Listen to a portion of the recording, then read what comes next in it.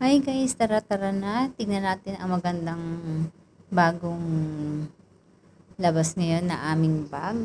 Ayan po. Siya po ay pwedeng gamitin pang everyday, lalo na pag sa may mga bata o yung gusto niyo mong ganda yung mga lagyan mong marami. Ayan, pwede siya. Napakaganda po yung kanyang kulay at ang kanyang balat. Ayan po ay may isang compartment sa loob at saka isang bulsa.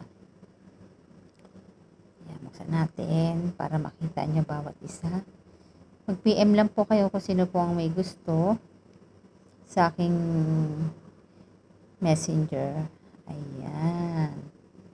Maluwag, kahit ano po ang pwedeng ilagay nyo dyan. Cellphone, lotion, polvo, at sa mga bata naman, yung mga padede nila yan. Sa office, syempre, kahit ano. Syempre, iba-iba pa rin po siyang kulay.